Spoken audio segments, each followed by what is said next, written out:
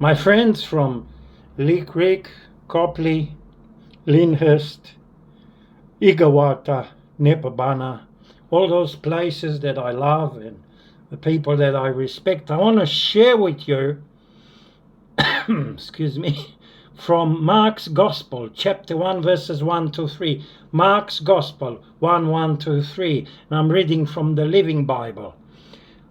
Here begins the wonderful story of Jesus the Messiah, the Son of God. Excuse me. In the book written by the prophet Isaiah, God announced that he would send his Son to earth, and that a special messenger would arrive first to prepare the world for his coming. This messenger will live out in the desert, Isaiah said, and will proclaim that everyone must straighten his life to be ready for the Lord's arrival. Let's look at three aspects.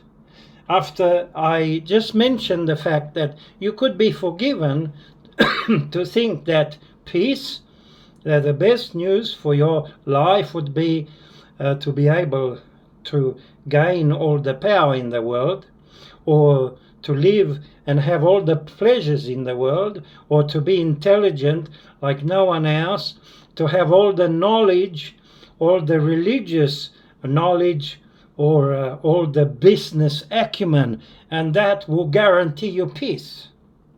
However, people lived for and died for the fact that they knew was fundamental truth, which they received from Jesus himself. They lived and died for this, knowing that the world has a degree of corruption, compromised, and that no matter what we do, we need salvation. And this story of Jesus the Messiah was promised. This Messiah did not come from himself or from a group of people who wanted to invent another religion. A long time ago, when things went wrong, God himself promised that he will send his Son to save the world. Jesus the Messiah was promised long before every other tradition was being developed. Second thing that we need to hear that this passage conveys to us is that God who promised delivered. He promised Jesus, and he promised the voice in the desert. And Mark saw everything, examined everything, consulted everyone around, and he saw fit to pass on, moved by the Holy Spirit, to tell us God is faithful to his promise, God is faithful to his friends. Therefore, we can have full confidence that by following Jesus, we follow the way. And that Jesus is the good news. Jesus is the Son of the living God.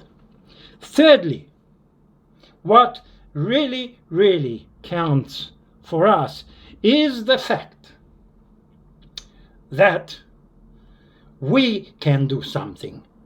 Now we need to clean our hearts and our lives. As the writer of the gospel puts it, it's time for us to straighten out our lives and to be ready for the Lord's arrival. If you think something is missing from your life, it's time for you and I to straighten your life and be ready for the Lord's arrival. We're about to celebrate the birth of Jesus, the holidays. Let's do the right thing.